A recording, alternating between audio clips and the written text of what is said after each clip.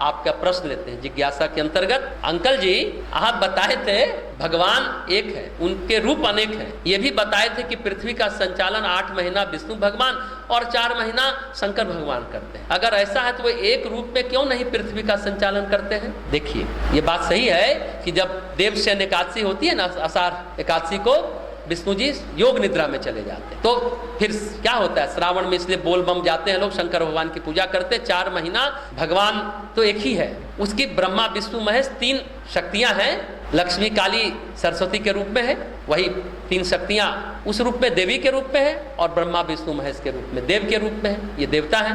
तो विभिन्न कार्यों के हिसाब से उनका नाम बदल जाता है, कार्य की अवस्था को लेकर ये होता है। तो उस 4 महीने शंकर भगवान करते हैं, फिर देव उत्थान एकादशी आती है, विष्णु भगवान योग निद्रा से जग जाते हैं, तो फिर विष्णु भगवान 8 महीने सृष्टि का संचालन करते हैं। ये व्यवस्था है भगवान की। तो हमने कहा कार्य की अवस्था के अनुसार ये होता है। अच्छा, ये बताइए, कूलर ठंडा क्यों होता है और हीटर गर्म क्यों होता है, जबकि दोनों का संचालन कौन कर रहा है? बिजली है ना।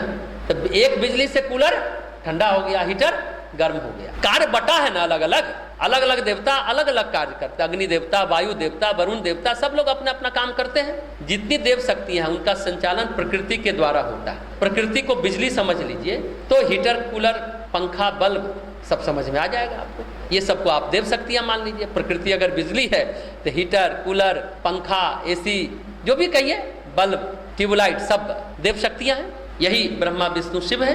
तो भिन्न भिन्न कार्य है, भिन्न भिन्न योग्यता है, भिन्न भिन्न पहलू है। प्रकृति के अनुसार शिव और विष्णु अलग अलग दायित्व निभाते हैं।